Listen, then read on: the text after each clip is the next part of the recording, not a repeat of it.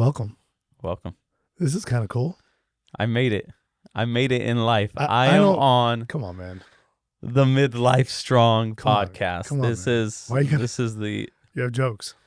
top of the mountain for me in my life. Look, if I didn't know why you were getting a haircut, I would say I'm really flattered. But you just want to look good on camera. No, man, You I don't did look it good for for me. you. No, get out. I did it for you and your Jordans and So today we have the amazing, the legendary Southern California legend, born and raised. Anthony Girges. Born and raised. Welcome.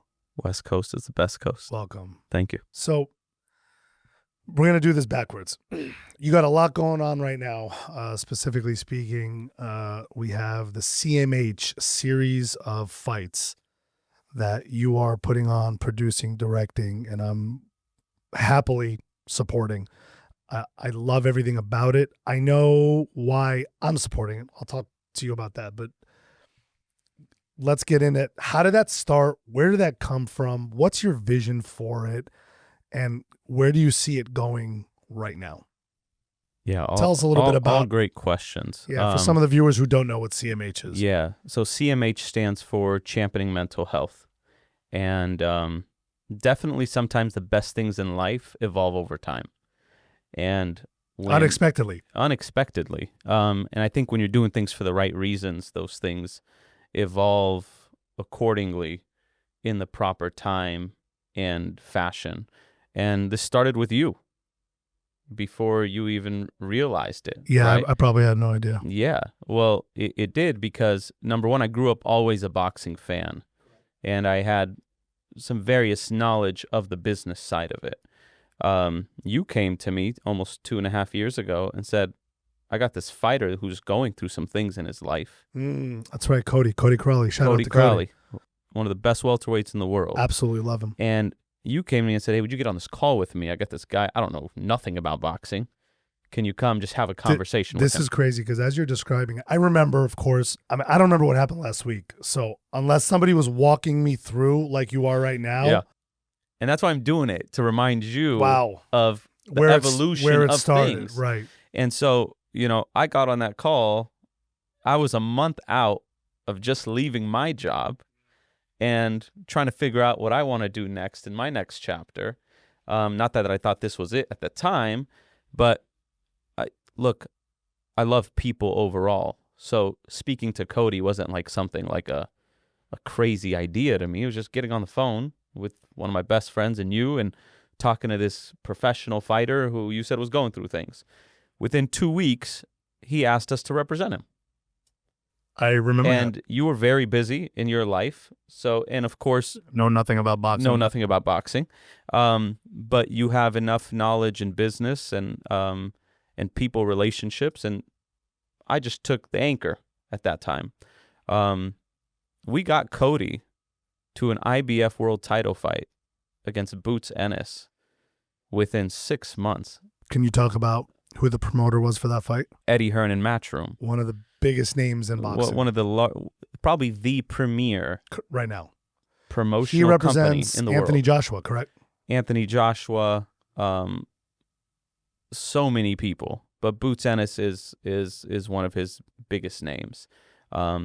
So, being involved with Cody, and I know I can speak to this, is because Cody was a big advocate of it, was the mental health aspect of things and what fighters actually go through. And as I learn the business more and more, you realize that boxing really doesn't have an infrastructure. It's very fluid. It's one of the only professional sports in the world that's not governed by one body. Lots of ups, lots of downs. They don't speak to each other, those governing bodies. They don't necessarily play by They despise each other. They don't play by the same rules. They don't have, like you're saying, kind of a template, a structure. That, for a fighter, I just watching it with Cody firsthand, is really confusing at best and discouraging at worst. Because you never know what the path is. You don't know what tomorrow looks like. Right. Like we, in our normal daily lives and jobs, like 8 to 5s, we have a hard time even waking up every day. Now imagine a fighter, a professional fighter, who is one of the best at his crafts. Anything in this world, any job profession in this world, if you're one of the part of the 1%, you are a hot commodity. You are paid very well. You are given bonuses. You are given sign-on bonuses. Boxing is the complete opposite.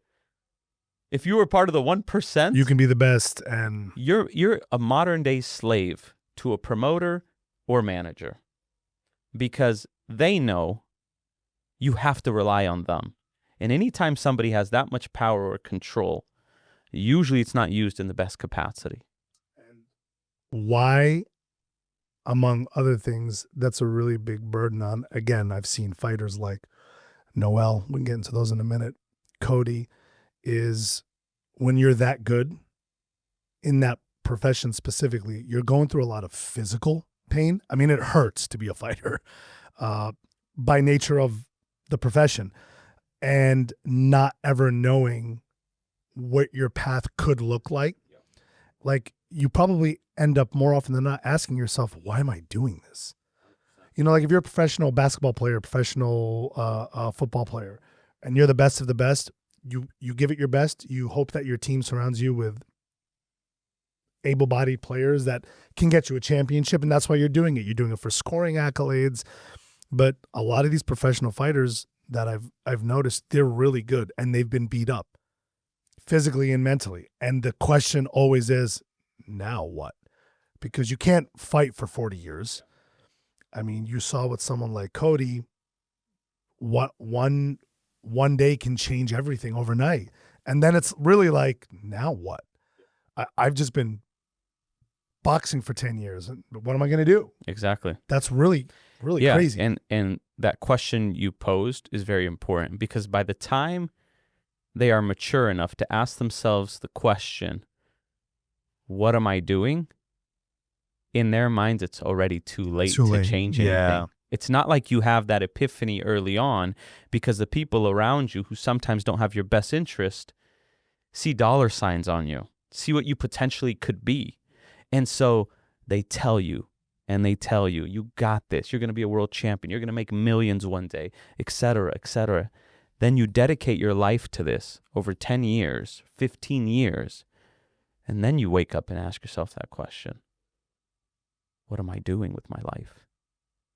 And that's the most devastating part of this. And that's the most common, because they're not all champions. They're not all undefeated. It's less than 1%. Once you actually realize how many professional boxers there are in the world,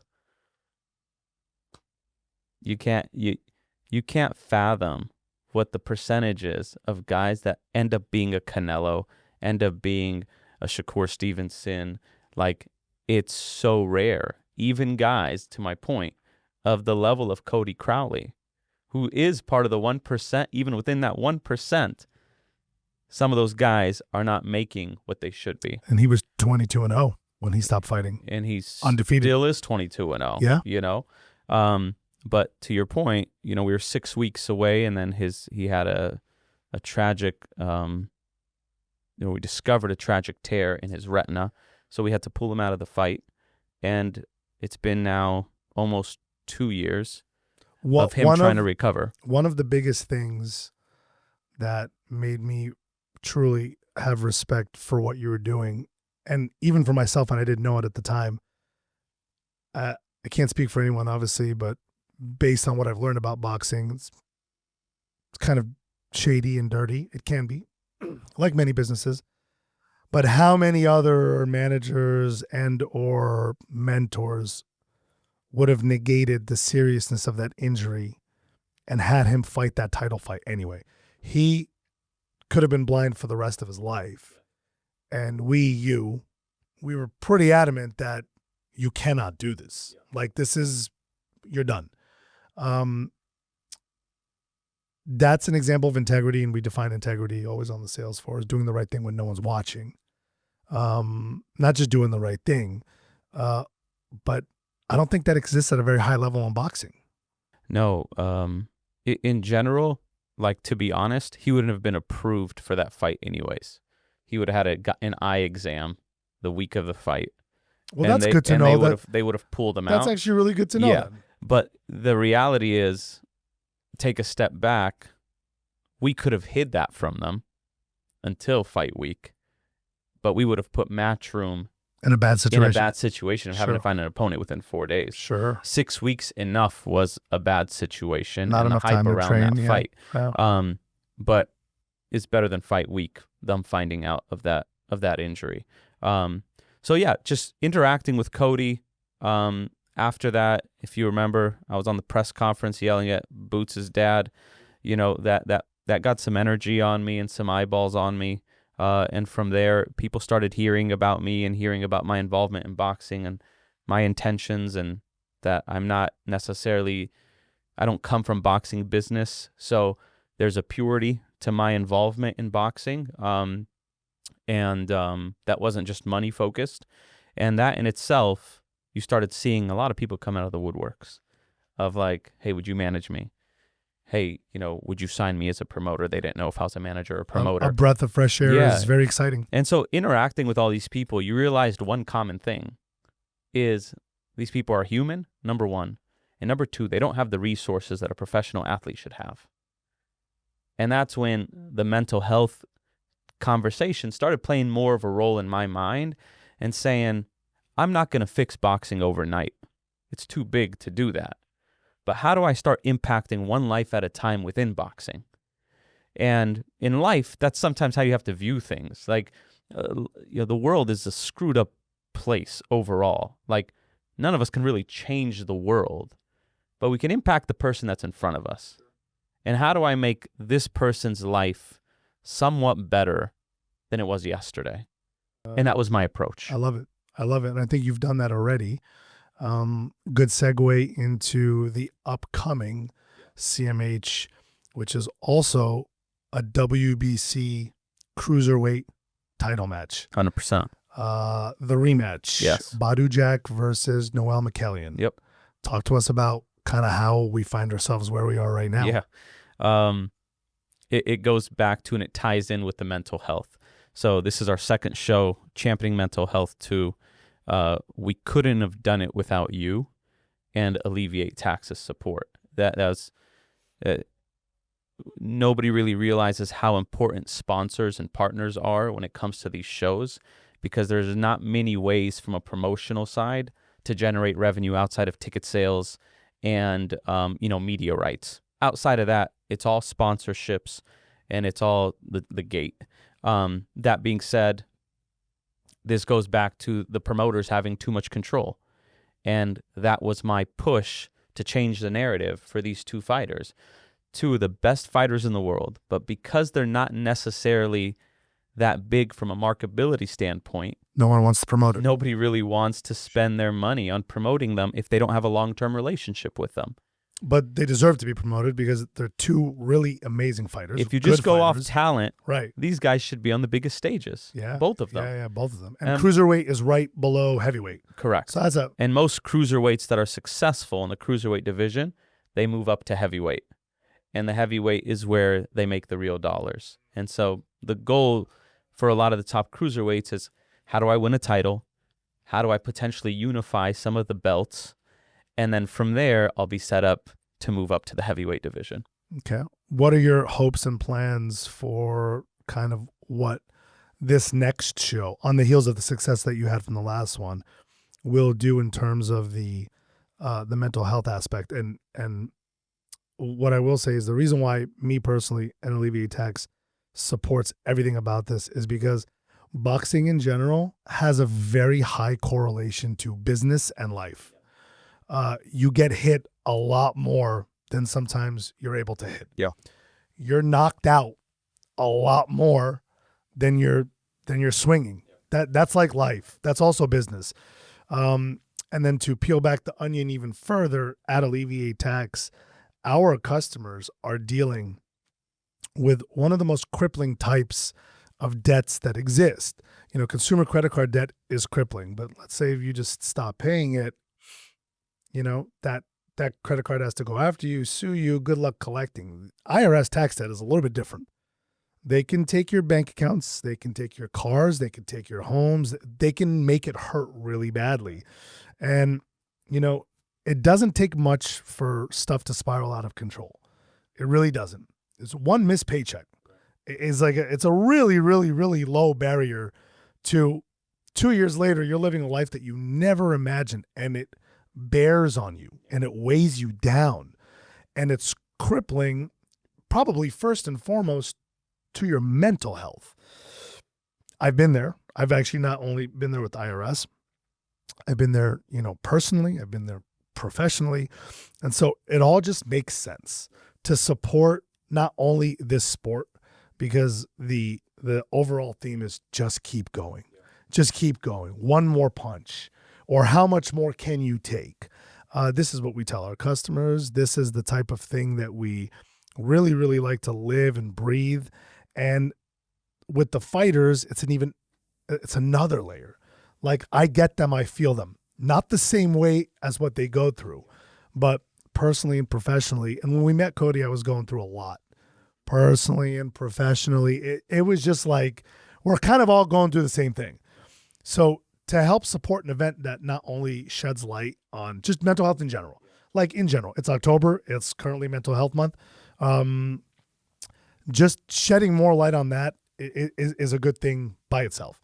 But if we can also support an endeavor like that, and make the employees and the customers feel like, we're all in this together. 100%. It's a really, really cool thing. I don't know if I'll ever get that opportunity in Major League Baseball or the NFL. You know what I mean? It's not the same. Yeah. And so where are you hoping now this goes in this fight? I believe it's December 13th. December 13th. In Los Angeles again? Downtown LA at the Mission Ace Studios. Pretty cool venue. Arts District. It's a hangar type facility. It's going to be very intimate. A lot of Christmas themed around it. A lot of positivity.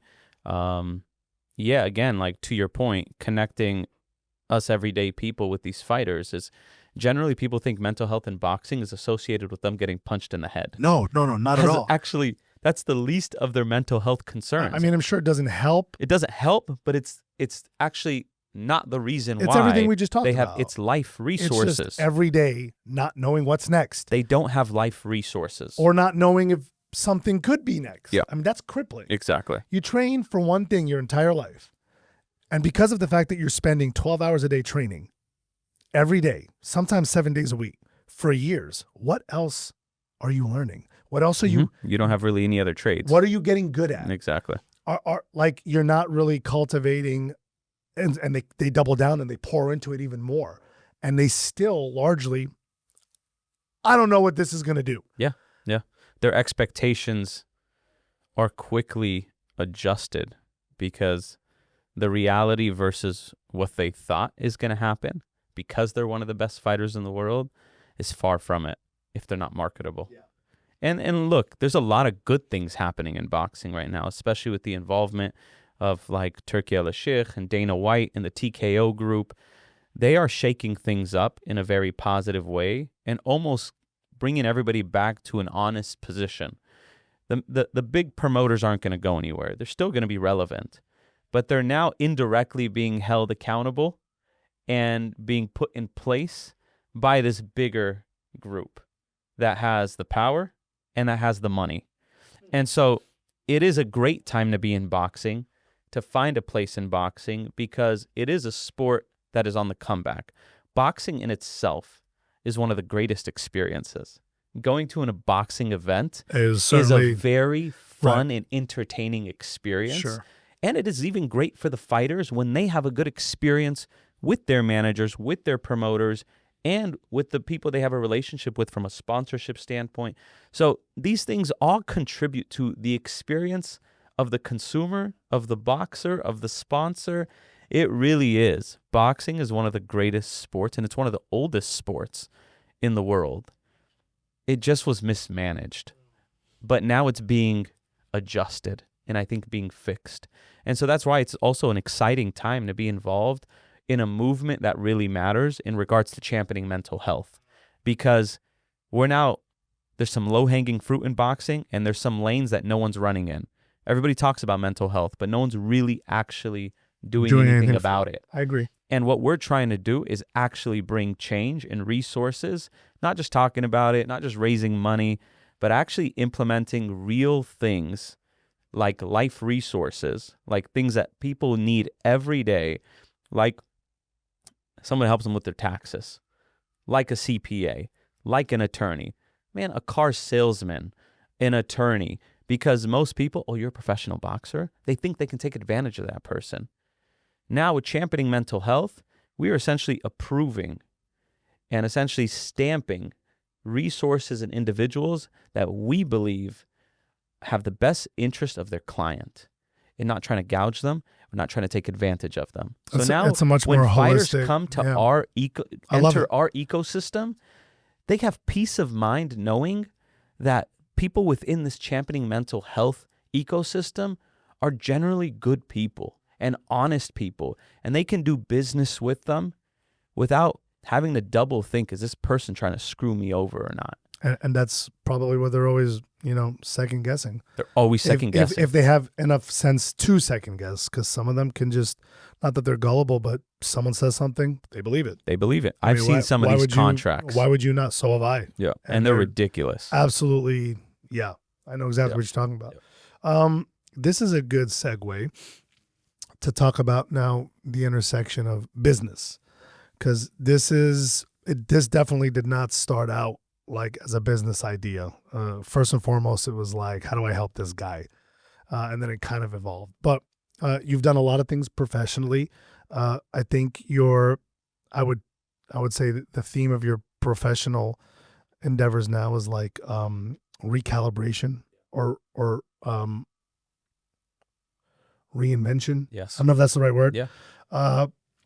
So talk to me a little bit about your business path and how you got started, because boxing is not how it's not where you started or got your, no, it's more of a hobby. Debt, which we've done some stuff together. That's not how you got started. How'd you get your start in business? If I'm being really honest, a lot of it was ignorance.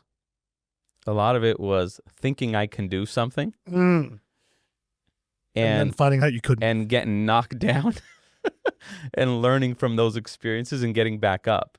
I had a very blessed childhood in regards to, like, it's all relative in the sense of I had a very supportive dad who really supported me and really allowed me to find myself over time rather than pushing me or forcing me into anything specific. And that may have been good to, possibly, but I'm very thankful for where I'm at. And that was a matter of me building relationships. And over these years, that's what I realized. It's all about relationship building. And so built relationships that I saw opportunities with people. And I entered those worlds, from owning restaurants to That's right, I forgot about that. Owning private CrossFit gyms. That was really my first crack at quote unquote owning a business. And prior to that, I did want to separate from my dad, and I went and worked for a construction company, actually based out of here in Irvine, California, when I first got out of college. And I wanted to go work with somebody within the industry that wasn't my dad. And that's actually was my first real job. Just to get a flavor for it. Very good idea. Unfortunately, it was in 2007. Oh, crash. So you can imagine, as a 21-year-old getting out of college, getting a job, and then within 8 months, the world falling apart. It kind of sounds like what's happening now. It always feels like the world is falling apart. Right. These are just cycling. That's why it's just circumstances, and it's how you process and how you react to the circumstances. Sure, and of course, as a 21-year-old, you don't know how to do that. Of course, I had less responsibilities, but you still, can imagine it felt like it was life or death for me. When it came, I'll never forget even the month. It was 8 months. I started in January, and it was in August. The company I was with went from 250 employees to 50. And I was one of the newer ones on the project management side and the project engineer side. So I was one of the first to go. So when I started on Wall Street, I don't know why I always forget, it's either 2007 or 2009. Same crash. Yeah. Lehman Brothers went bankrupt. Bear Stearns, which nobody even remembers that name anymore, went bankrupt. There was a bank by the name of Wachovia, bankrupt. Washington Mutual. And that was my, like, those first 3 months. And it's scary. Everybody was just papers flying. Yeah. And I remember I was 21, 22. Yeah. I was like, is this? Like, what's happening? What is going on? We joke about it, but like, people took their own lives. People lost everything. It was, I remember, just like you do, getting into that, and it was like, this is not normal. I think it's funny that same experience, 2,000 miles apart. Two different worlds. Yeah. And two different verticals. Two verticals. Two completely different businesses. Yeah. And in general, people say, until this day, the economy goes where construction is. So when construction stops, something is coming. That means private equity is holding money. That means private investors are holding money. No development, no infrastructure usually means it's a sign. And so, sure enough. How's construction right now? It's not good. I think it's slowed down. It's slowed down a lot, which is we're bouncing all over. Which is scary. But we know this. I mean, shameless plug. Everything's been overvalued for so long. Exactly. And so it's like, you just got to be careful. But that what goes up must come down, and it goes what back goes up. down must come up. It's all about timing, right? And that's just reality. But also, it's just important generally to be responsible. Sure. Not to get too high on the highs and not to get too low on the lows. Try to stay calm, cool, collected. Take care of your family. Take care of the people you love, and live a good life. Good life doesn't need to mean luxurious life. And I think in general, like, that's what I've learned in business over time is, after that situation, that's when I started playing in other fields, got back into the construction world independently on the restoration side, and had the restaurants and had the CrossFit gym. And at that point, I started learning that I shouldn't spread my time out too thin. And I ended up selling the restaurants, sold the CrossFit gym, and went all in on the restoration space. Yeah. And that was a big turning point, because that's when I challenged myself, went into something very, I would say, ignorantly, as much as I thought I knew of the space, had a great partner. But you learned a lot, and you did pretty well. 100%. And like, listen, ignorance is sometimes good.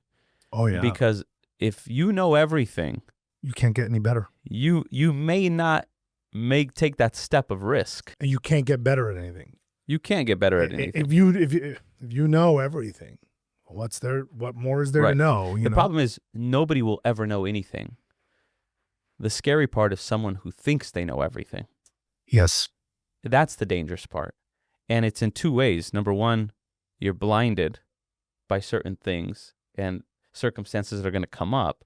But more importantly, sometimes, we try to answer all the questions and we try to answer all the problems, figure out the world's problems overnight.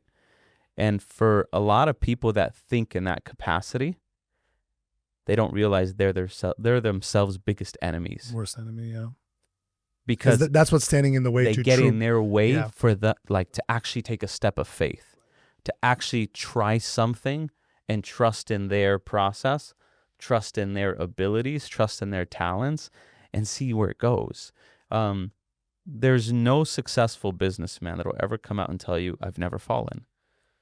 They will actually probably tell you they have failed more than they have succeeded, but maybe their successions were just that great that it didn't triumph the failures. But if you actually look at quantity and effort and times, I can tell you I've failed more than I've succeeded. 100%. I go that in recent memory and not so recent memory. Of all the things that I've tried and started, I have failed 10 times as much as I've succeeded. And maybe that's why you succeed. Maybe that's one of the reasons by itself that you succeed. It's really just a numbers game. Because in order to make a business successful, so many factors have to come into play. It is like a perfect storm.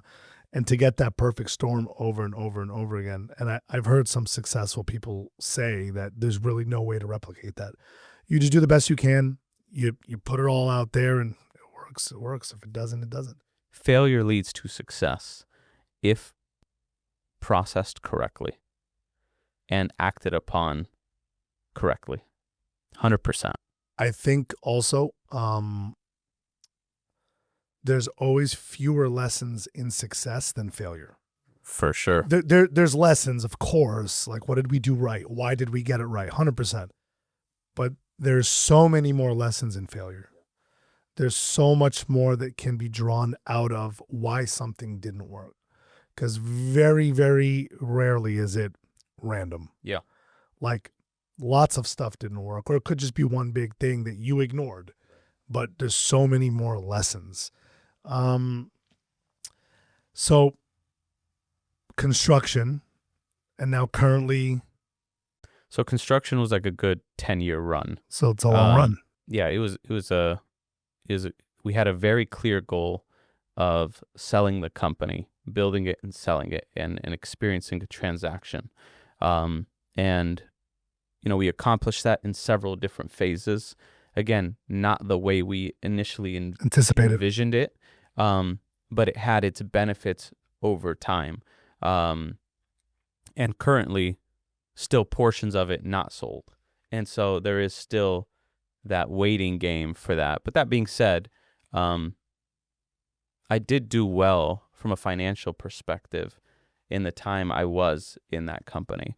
And after that, leaving construction, I really grew during that period from the M&A side, understanding leadership, understanding, really managing people. Again, everything was confirmed in me through this journey, which is it's all about relationships. That if you have good relationships, you're able to see clearly. And when you see more clearly, you can plan the steps. You can manage people better. You could build people up. You see things in people that they don't see themselves. They don't see in themselves. And I think for me, people always ask me, like, what do you actually love to do? Or I always get this question. You used to ask me, it's like, what do you actually do? Right? I build relationships. That's what I do. Everything else can be taught. What can't be taught is building solid relationships with people. Those are the intangible things. And the best things in life are the intangible things. 100%. Everything good is intangible. Is intangible. Like, you can find somebody that makes the most money in the world, but they have no fulfillment. And you can find somebody that is on minimum wage, and it's as if they own the world. And that's what I learned, and like, that's not something that you learn and then you just store it. It's something that we have to practice every day. There's an intentionality about it that has to happen because it's difficult to do that every day on autopilot. There's no such thing. Sure.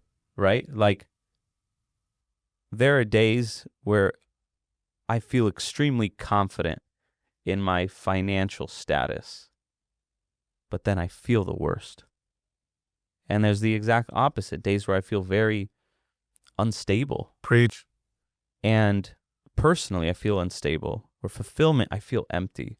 Or joy, I feel sucked out. But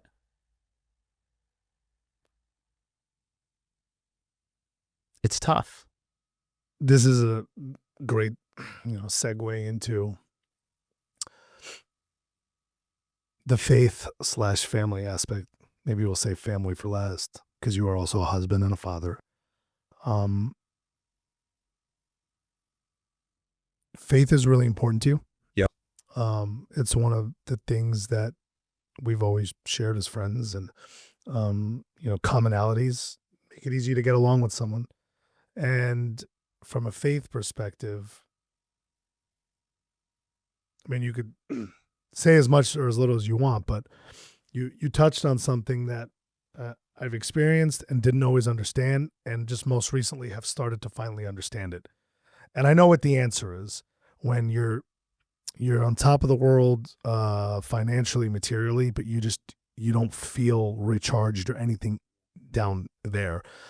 And there have been other times in my life where I've just had nothing and just been beat to smithereens, but felt really, really good. And that feeling is the faith part. It's God. I've noticed almost a rule in my life that the closer my relationship is with God, and when I say closer, I just mean sometimes it's like any other friend. Sometimes you lose touch. Sometimes you're just really in touch. Yeah. It's like any other. It's just like that. The closer I am to God, the better generally everything is. It's almost as if nothing really else matters. Right. And conversely has always been true as well. The further I've been away from him, like it didn't matter what I had. I was generally miserable. Yeah. Is that something that you think is accurate? It's very accurate. I think sometimes we just talked about relationships with people. The most important relationship is your relationship with your Creator. And so there's no one that understands you better than your Creator. And in reality, when I lose touch with my Creator, I lose touch with my purpose. Mm. And so it's human. Thank God we have a God that sympathizes with our weaknesses. And so it's part of the struggles of life of keeping that relationship as a top priority all the time. It takes work. It takes hustle in a different capacity to keep that relationship maintained. That's an interesting word that you just used. You just said it takes hustle. I've never heard I've heard people say you have to be intentional. It takes work. I've heard that. It makes perfect sense. And I agree. It does take, I think hustle is a great word, but you don't hear that very often at all. And I use that word on purpose because people only relate hustle to materialistic goals.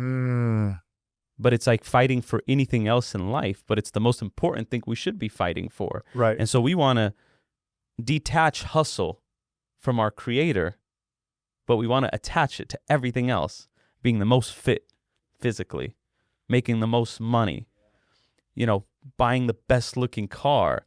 We associate hustle with those things, but not when it comes to the most important relationship in our life. I think that word is really important because it suggests you've heard lots of pastors, preachers, priests talk about how you have to, put work in like with any other relationship with God. But the word hustle implies like a grit.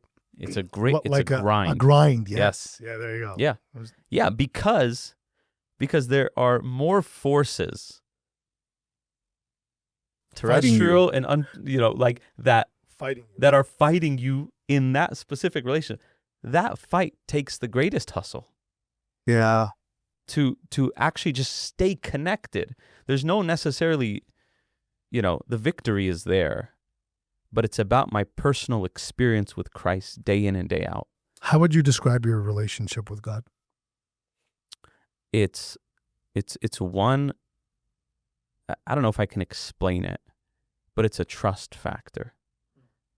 I have such a trust that He cares for my well-being. Cares for the well-being of my soul, not necessarily my physical life, or the material things in life. And I've seen that in you. It's a matter of, I know He died for me.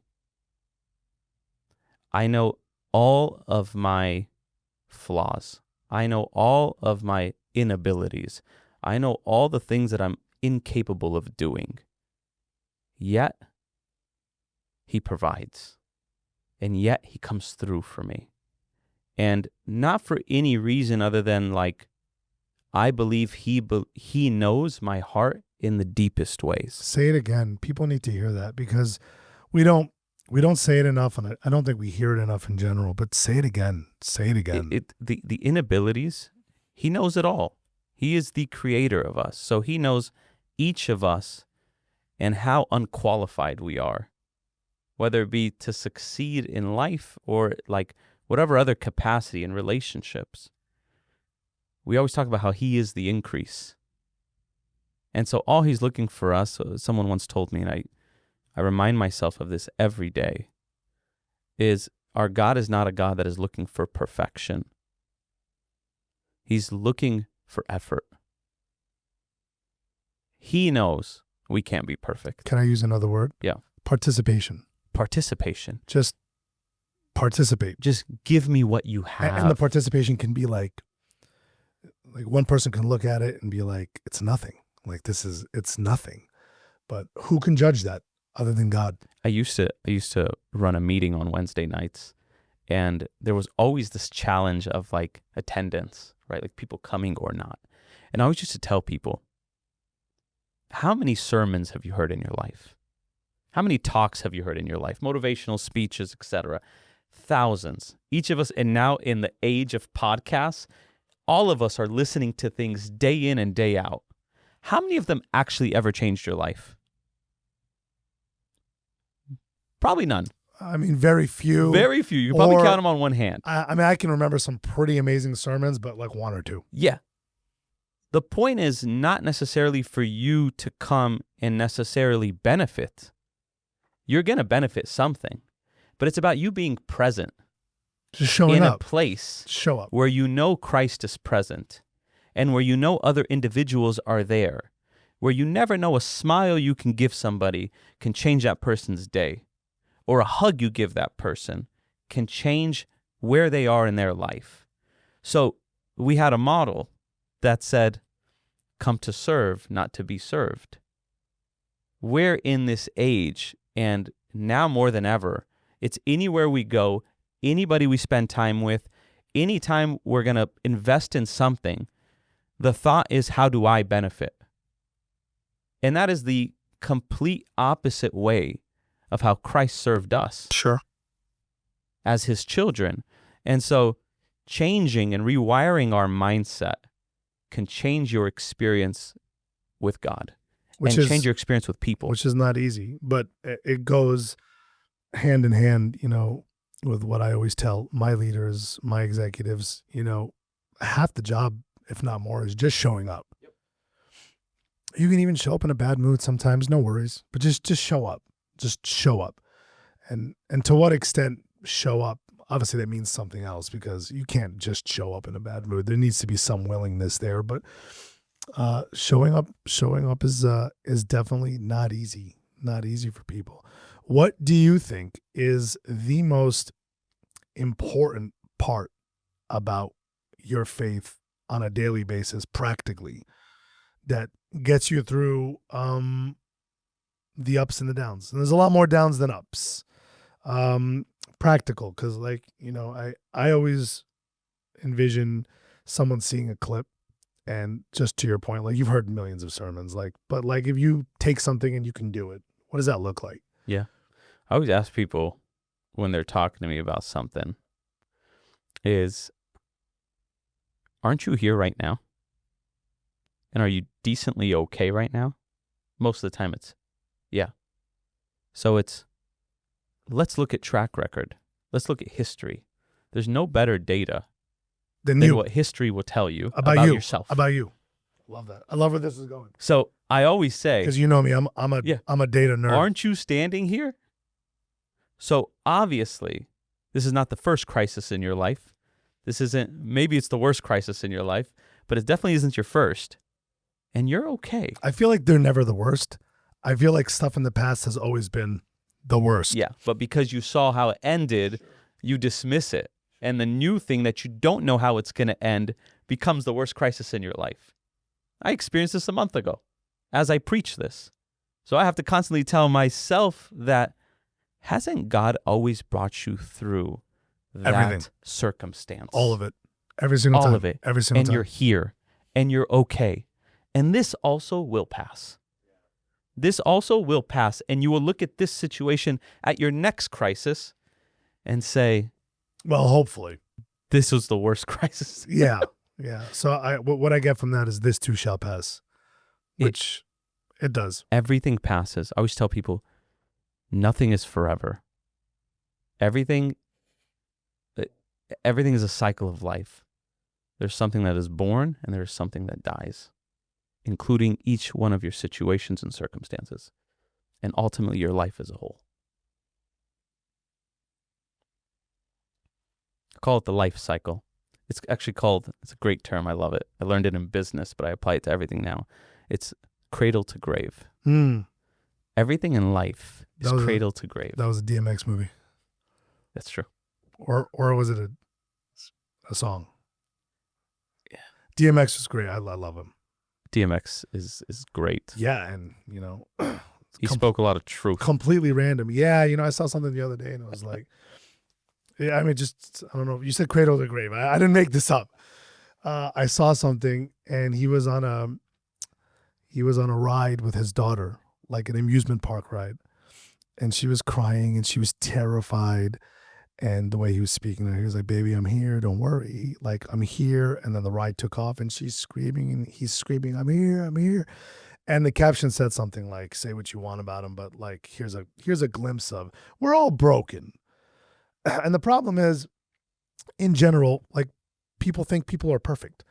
Celebrities, business owners, they're all broken. Every one of them, they all have a list of problems and brokenness. And so to see, someone say like this is who he really was. He wasn't perfect. He was a gangster turned rapper. Like, give me a break. He had issues.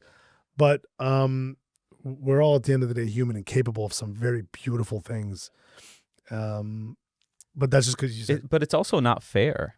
No, it's right? a lot of pressure. Like it's a lot of pressure. It's not fair overall. Like, one of the things I always say is when people are disappointed with people, whether it be in relationships or whatever it means. Yeah. I always say, like, I ask them, have you made every right decision for your own life? And they laugh and they say, no. I say, so how do you expect somebody else to always make the best decisions for you if you can't do that for yourself? And do you put that in practice in your own, like, do you ask those questions? I'm just curious. 100%. Because I don't. But that's why I, like, in general, you find people that, like, don't have a lot of conflicts in their life, and then you find some people that have a lot of conflicts in their life, and usually you have to step back and say, why is it that you have tons of different relationship conflicts in your life, and somebody else can have very minimal? There's usually a common denominator there. Well, speaking specifically based on what you're saying, it's probably a lot of unreasonable expectations. Unreasonable expectations and thinking the other person is the issue. Sure.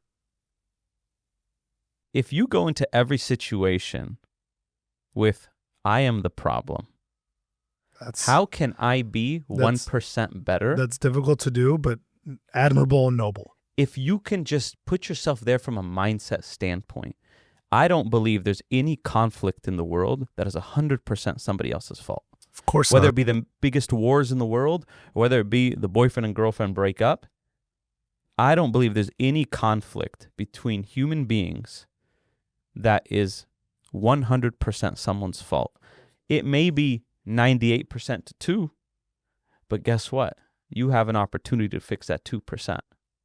And if you focus on your 2%, that can change the balance to maybe 90-10. So that the next time it's not. And then you focus on that as 10 bad and it becomes 70-30. And then you get to a point where you've brought the other person to the light. Why can't we look at conflict of bringing somebody to the light? No, we oftentimes look at conflict as, for lack of better words, winning or advancing our own cause. And it's tough because everyone wants to advance their cause a little bit. And it's difficult to fully mask that. And despite best intentions, it's going to come across differently. But I love that because, the whole midlife strong thing is about, whether you like it or not, you're about to be 40. So welcome to the club. Yes, sir. And it's about like this stage of life being like, hey, I'm done impressing people. Don't care about the watches. And if I do, it's because I like it. I don't care about the cars. I'm still driving my pickup. I love my pickup. It's a nice pickup. I think I want this season for me and anyone else who's kind of going through it to make it about Jesus, getting better, like just becoming better so that in the tail end of my children's childhood, which we'll get into the family part next now, they probably didn't see the best version of me in the beginning. And and I tried, and I have a lot of regrets about that. And the best thing I can do now is for them to see a better version of me, and it's something, my therapist once said, and it's something I carry around with me daily. She was like, they don't remember 2 or 3. They do remember 5, 6. Like, they're going to remember more of this stuff now. Yeah. And so that's what I love. It's about just like, how can I get a little bit better? A little bit better at this, a little bit better at that, a little bit better, like now when my youngest spills milk and there's some left over, I'm like, we're spilling, aren't we? Yeah. So I love that. So entrepreneur, business person, Southern California legend, Southern California. The first time I ever met you, we talk about this. Everyone thinks this. I hated you. I didn't even say 2 words to you. Why? I told you this story. I don't know if you remember. I'm sure it's like, the things that you remember that I don't. It was Lakers Celtics game 2. It was 2000 and I got married in 2010. So it was either 10 or 11 NBA Finals. No, it was 10. It's 2010. And I went with 2 of my brothers-in-law. Oh, you did tell me this story. And one of them introduced me to you. You were like on one of the rafters or something. Do you remember what I'm talking about? NBA Finals, Lakers, Celtics. I don't remember if you hated me because I didn't remember you or because I did something that day. Maybe. I don't know. You were just standing there and you were Shout out to Danny. Yeah, you were just doing some like stupid West Coast. You were in my backyard, my man. And I was just like, who is this idiot? But how crazy is that? And then I didn't remember come him, full circle, almost 15 years later, one of my best friends, dear friends, business partners, going through it together. But that's a distinct memory I have. And again, it was Lakers Celtics. I think it was game 2. Yeah. That's probably right. Yeah. Yeah, it was 2010 because they had home court advantage that year. The year before the Celtics had home court advantage. I was wearing the jersey of a player, Shannon Brown. Obscure now, but I mean, if you're a lifelong Laker fan, you know. He's a great dunker. I didn't have any Lakers jerseys, and that's what was given to me. I was like, who the hell is this? Yeah. I thought you were going to say something else. No disrespect. I thought you were going to say something else because a lot of the times when people meet me that are not from LA, they actually think I'm from the East Coast. They think I have that East Coast energy. Which is one of the most fascinating things about you to this day, because you're not an extrovert. You're like me. Yeah. I'm very much an introvert. But we do have a certain energy. And I still haven't decided if it's fake. Is it a show?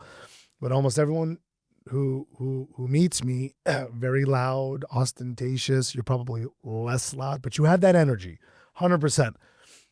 But we're very much introverts. Yes. We just generally, not in a bad way, want to be left alone. Yeah. I just want to be in a hoodie and some sweatpants on a couch with my kids. Now with my kids, and even before them, like I just want to be home. People and leadership and being a CEO in the best way possible allows me to pour into people, but it's taxing. It's exhausting. It's very exhausting. It drains your energy. It is, like when I say draining, because people, not in a bad way, are generally energy takers. Generally. And so it's something that's always fascinated me about you, because I definitely would have, not until I got to know you and heard the words out of your mouth, like, no, I am an introvert. I'm like, really? Yeah. Because a lot of people confuse the words and define them incorrectly. Sure, right? Sure. So like generally most leaders are introverts because, an extrovert, you get your energy from people. As an introvert, you get your energy from being alone. It's all about energy when it comes to those 2 words. Recharging. Yeah. And you could also say from God, or the alone time with God. Yeah, it could be your quiet time, your independent time, whether it be I love the saxophone. Sometimes when I'm sitting alone, I just play instrumentals of the saxophone, and it calms me and it re-energizes me, and it allows me to think better and think more clearly and kind of fight some of these daily demons of, like, whether it be discouragement or whether it be driving fear into my heart and my soul. So as an introvert, it's just where I get my energy from. I get my energy from being alone, to then be able to go and get back out and be with people and talk loudly and like I hear do all those things. I hear it loud and clear, and it's important. It's especially important for an introvert to have that alone time. Otherwise, they're constantly drained, and not productive. Okay, so Southern California legend, business person, blah blah blah, all this stuff. Boxing extraordinaire, husband, father. What is the most difficult thing about marriage? The most difficult thing about marriage, again, I may sound like a broken record, but it's about the daily maintenance in the relationship. Work. And I'm going to use that word hustle again, because every day you're at an intersection where you pick and choose. Am I going to do the hard things and put in the effort, or am I going to give up on today? I don't mean in general give up, but like you have to ask yourself that question every day. You actually don't have to ask it. It's better you ask it because you remind yourself of it, but it's something that you're faced with every day, whether you like it or not. Am I going to pour into my wife today? Am I going to be kind to my wife today? Am I going to be conscious of her efforts and her hard work today? Whether we like it or not, we're faced with that question every time we open up our eyes in the morning. And sometimes we don't have the energy, but you got to find a way to do it. And none of us are perfect. I haven't done it every day of my life, but you can look back at history again and say the days that I've chosen not to usually leads to some type of conflict, or usually leads to multiple days of conflict, or just because then emptiness. You're now separating yourself. Sure. And we do things not because we necessarily want to or desire to or have the energy to. It's because they need to be done in order to maintain the relationship. And so I would say that's the most difficult thing, and the most challenging thing is now you have to times two that, because she has to choose that too, right? So I would say that's the most difficult thing, is having to wake up and say, yesterday didn't matter. What I did for her yesterday actually doesn't matter today. No, you got to do it again. You got to do it again in a different way or the same way or whatever, but you have to be conscious and you have to be aware of what she needs that day. And I could double down on all of that as someone who historically didn't understand the importance for that. Didn't understand the importance, didn't recognize it, so definitely didn't do it until things got really bad. You know, when work was out of control, when the kids were, much younger and just needing a lot of attention, and I was giving everything, a lot of me, except for that relationship. It strained, and so now in hindsight, knowing how important that is, I think you hit the nail on the head. It's like, what are you doing to show up today? That's the easiest. And then the trickiest is, how do you show up during a conflict, like an argument? That's the trickiest, because you're still trying to navigate selfish wants and needs and desires and the need to be heard, blah, blah, blah. But I love that. What do you think is the most challenging part of being a father? You have a 5-year-old, 3-year-old, seven. Excuse me. 7. Talia will be 5 in December. Okay, yeah, 7, 5, and Yasmin will be 2 in 3 weeks. Okay, and how do you're in it? We're in it. That's like really in it, because like they're really in it. They're fully. My oldest is 10. He does everything on his own now, and I'm not gonna lie, it's sad. Because like I'll ask for stuff and he's like, "No, I'm good." And I'm like, "Wait, what?" You miss what you don't have. 100%. Yeah. And so I barely have it with my 8-year-old, my girl. Still full on have it with my 6-year-old, who's trying to do everything like the 10-year-old. But I mean, all we have is the moments that we have with them. They're beautiful moments. I already regret missing so much. Yeah. And like nothing has even happened yet. Like Right. My life is not over. I still have some time, but I think the best is gone. Right. That's my opinion. Right. They're only going to get more independent. They're only going to get more opinionated, and you're going to have to let them kind of do those things. So what's your advice to someone going through it right now? It's definitely a season in life that you have to look at as in a season. Yeah. It's going to come and go. It's going to come and go for the good and the bad. Sure. You know, like there are times you don't understand your life. You don't understand the purpose of your life, especially for mothers that are like stay-at-home moms or like engulfed in having to do a lot for a kid. So hard. You start losing yourself because you have to give so much of yourself to your child. And I think that is a very fragile place to be in. And it's almost like a fork in a road. You can like really see the benefit and the beauty in that, or it can really destroy you as a person for anybody, as the husband or the wife or the mother or the father.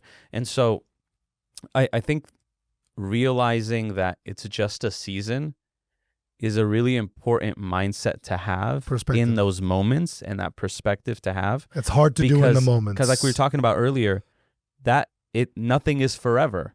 And them being where they are, or them being that annoying, or them being that like chaotic, is not going to be forever. There was like a stat I heard about like the percentage of time you spend with your kid over their lifetime, on how it's like 1 to 5, it's like 90%. And then it's like 6 to 10, it drops to like 70%. And then in their teenage years, it drops to like less than 50%. And then after college, it drops to something less than 20%. I would even argue less. I mean, if you look at what we're doing now, at some point, we'll still be alive in our 60s, and they'll be doing this all day with 100%. Their families. You might even get 10 minutes. And you'll get an hour or two of dinner time with them a week. If you're lucky. Yeah. So, like, it's always realizing and putting in perspective that nothing is forever. And that also, like, again, the mind is an interesting thing. And you can challenge your mind to challenge you.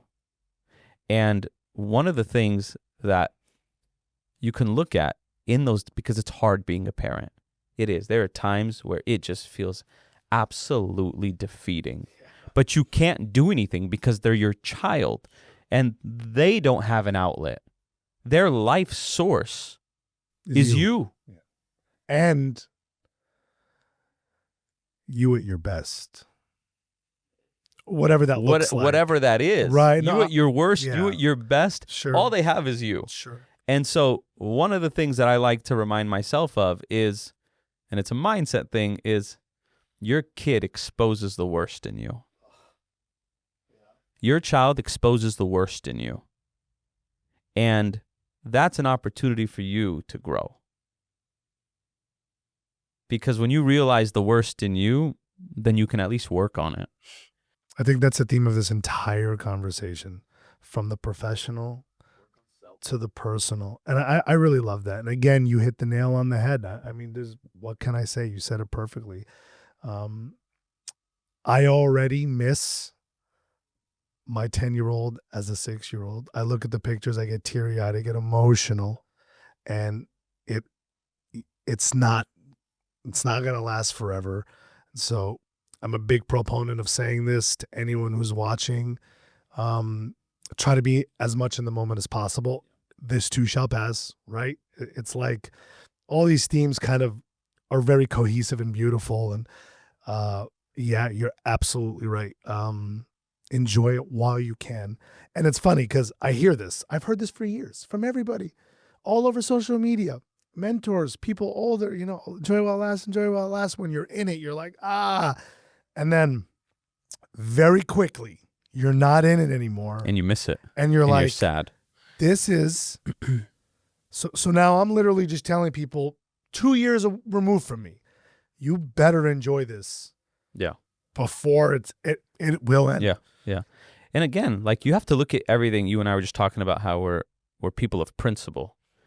And so anytime you look at family, work, life, marriage, fatherhood, motherhood, friendships, it's all about principle. And the reality is you have the ability to control where you are internally. Or, like most people do, they're victims to their circumstances. And to be fair, I didn't even know that until recently. I didn't really conceptualize what it meant to just be in control. People don't realize how much control they have. Either because they are never taught. Like, I was never taught. That's not something. It sounds like you had a good, like parental structure that was able to allow you or even say that to you. I don't think many parents were saying that in general 30 years ago. Yeah. But the bottom line is you do have a lot of control. You just have to like exercise it, own it, like live in it. You have to, and it's not control necessarily in the physical sense. It's controlling the relationship between mind and heart. And that balance, keeping that balance and also keeping them both honest. When I'm emotional, it's a matter of the heart. And so it's like, how does my mind conceptualize the emotions and calm the heart down, whether it be up or down? Because they're usually both saying different things. Yeah, and then sometimes it's the mind overthinking, and the heart has to bring the mind down, say, remember who's ultimately in control. Remember who's the sovereign God. It's not you. It's not your circumstances. It's not your friend. It's not your boss. It's him. And he's always taking care of you. Stand firm on that.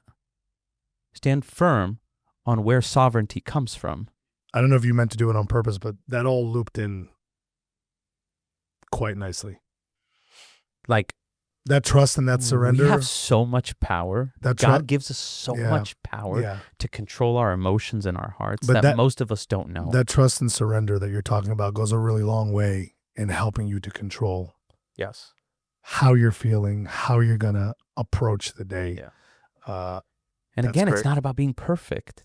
There are days where I wake up and I feel like the low of low. Won't experience that for the last time, and I won't experience that for the first time. And for how many days God allows me to live, I don't know how many of those days I'll wake up like that or not wake up that way. But I do know I have the foundation, which is to process it properly, to look at it properly, to have the discussions that I need to have, whether it be with business mentors or friends, and be able to work through it. In life, it's just about working through things with the right mindset and having the village and the people around you that will help you adjust. It will help you like, hey, look at it this way. I think that's remember that time. I think that's a big part of it too. Going back to what you were saying about the athletes, CMH, mental health. Some people just don't have those resources and they don't have those, that circle. It took me 42 years to get that circle. I didn't have that circle 5 years ago. And some people might never get it. And it kind of sucks, but it's an important thing to have consideration over, especially while you're going through it. Because I don't want to necessarily talk to people who have no idea what I'm going through or aren't vested from the perspective of watching someone grow. 100%. Whereas when you do talk to people who have been there, done that, just like what we were just talking about right now, I can tell someone just 2 years my younger, be like, hey man, he's 6 now. When he turns 8, game over. He doesn't need you anymore. Yeah. You got 2 years to lock in. Yeah. Do it. Yeah. I have nothing to gain other than his joy for those 2 years. And I'm like, at least someone got it. Yeah. You know what I mean? And you as a person too, there's the other side. Let's not make it all about us. There could be people in your life going through things and you can see the big picture, but they can't. But it's also important to allow them to go to through that process because that's what builds them up. Funny story last night, right? My oldest son, Malachi, was mad because I didn't want to play a game with him at bedtime. And he looked at us and said something very hurtful, but it's relative. But he goes, I wish I was born in another family. Which we can laugh about it right now because I know he doesn't mean exactly. it. But in the moment. No, and as a father, I know. Of course. I can sympathize with him. And by the way, this is a resemblance of our relationship with God. Sure. Right?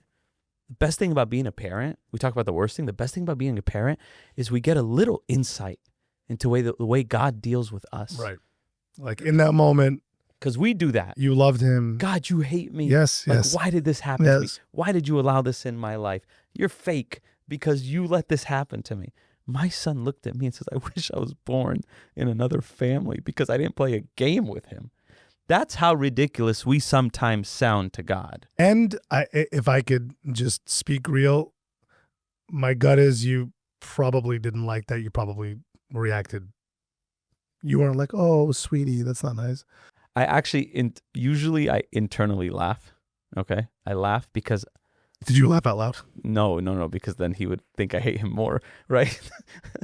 But I choose then to escalate my love to him and say, why would you say that? You know, we love you. You know, Daddy loves you. That's a good, like, that's not how I would have responded. Maybe now, 3-4 years ago, I would have yelled. I would have been like, time out, ungrateful punishment. piece of. Yeah, I mean, it just goes to show like people have a lot of growth that they can do. But even hearing that story right away, I'm like, he's upset.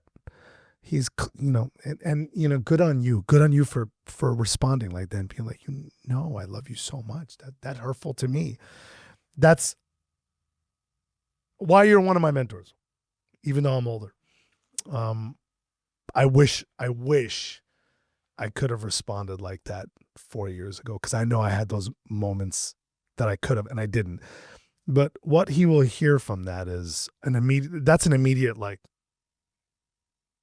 maybe I'm kind of silly right now. Yeah. And I'm sure that's exactly how he felt, which is how you're supposed to handle it. And good for you. And you push their buttons because you're challenging them, of course, right? to Like, think properly. again, you're making it about them, not yourself, and saying, okay, he just had a mental breakdown where he felt that I wasn't providing for him. Or something something I wasn't fulfilling Yeah. his way of viewing what would make him happy right now, right? And so it was like, we turned that page very quickly because, and this has been my 2025 theme. I like to have themes of my year as I realize what I struggle with. And my theme this year was escalation versus de-escalation. Interesting. And so in every circumstance, you have the power to escalate it or de-escalate it. In every conflict, you have the ability to escalate and contribute to the chaos, or de-escalate and drive peace.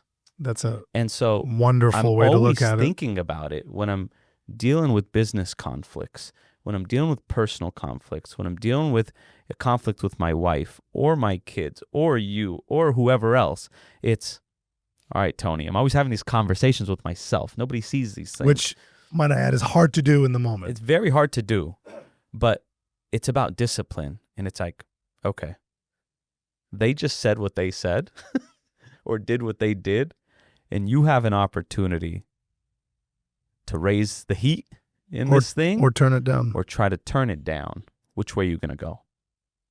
Which way are you going to go? Because that can change the trajectory of this relationship, of this situation, of this conflict, in whatever capacity it may be. So for me, it's been, how do I de-escalate? And how do I de-escalate sooner than later? Yeah.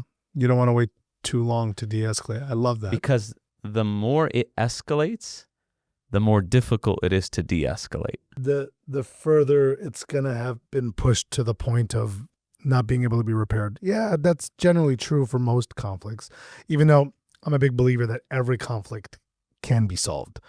It just takes the right team. There's no problem that doesn't have a solution. I agree. I love that. No problem. This was great. I love this. This was one of my favorites, if not my favorite. This was my favorite midlife. Well, hopefully we'll have you on for some more. It's my only one. You're the busy one, not me. You know what I'm doing all day, every day. George is one of the best. And I say that because I tell my wife this about you, not to toot your horn. No one's going to see this, so if you're complimenting me, it's I'm telling you this as a person. It's very difficult to be 100% real with someone all the time.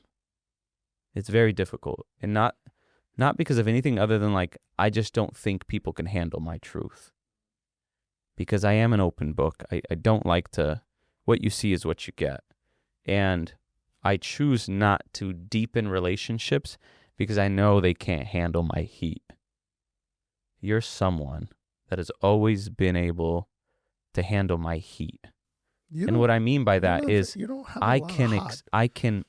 you do it very I respectfully. can bring my weakness to you and you're not going to be offended by it. And I say that purposely because it's not me bringing the heat on you like I'm above you or anything like that. It's more of, again, my weakness.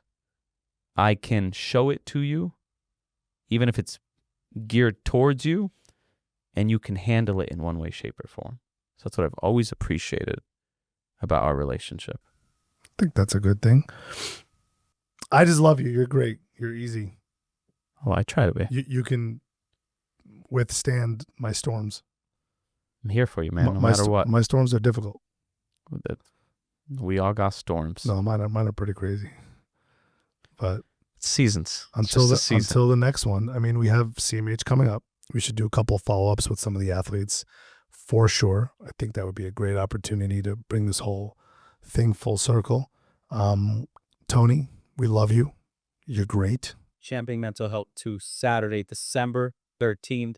Save the date. We're going to be driving some of the athletes to this show to get to know them a little bit better because Taylor and I deserve to be known by different people.